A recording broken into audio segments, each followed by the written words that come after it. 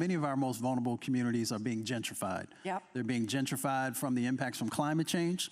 They're being gentrified by the guise of revitalization. What would you do about this displacement that is continuing to happen? So can I just do this one? I'll start on housing, because this is the biggest area. We got a housing crisis in this country. Gentrification is certainly part of it, but think about it in a larger context. 2 generations ago, where was the source of new housing for working families, for the working poor, for the poor? Where was it? You had 2 places. One were private developers. They're not there anymore. They're not building that housing. They're building McMansions. And I'm not mad at them. That's where their profits are. But they've left the area. I grew up in a 2-bedroom, 1-bath little house. It was in the last row of last street in Norman, Oklahoma. The garage had been converted into a bedroom for my 3 brothers. Nobody's building that house anymore.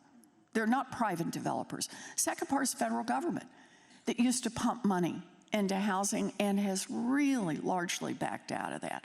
So I have a plan for that, and that is to build about 3.2 million new housing units across America. We need more housing in America.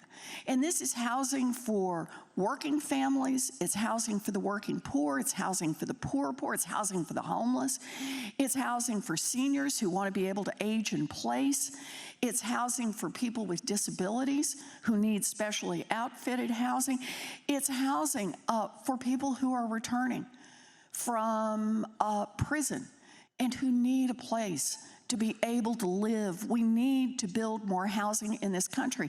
An independent analysis shows that my plan would reduce rents across the nation by about 10%. And what they do is they let people, we got to get these down into the communities. They let people stay in the communities. They let people have new housing in those communities, housing that they can afford and be part of. And then one other little part, when you're talking about housing, is the role that housing plays in wealth. You know, the #1 savings plan in America is buy a house for middle-class families. #1 retirement plan. Live in your house and try to pay it off and then live on your Social Security when you retire. It's the #1 way that wealth is transmitted from one generation to the next. If Grandma and Grandpa can hold on to the house until they pass, there's something there for the kids and the grandkids and the great-grandkids. So it should be no surprise to you that for generations, the American government, the federal government, subsidized the purchase of housing for white people and discriminated against the purchase of housing for black people. It's called redlining. And it created a black-white wealth gap that continues even to this day because of the generational effects as well as what's happened in these communities. So my housing plan is not only about 3.2 million new housing units across this country in little communities and big cities all across America, it also says we've got to stop and recognize the racial dimension of what happened here. So I have first-time home buyer assistance for people who live in formerly redlined communities and people who were targeted during the financial crash and lost their homes.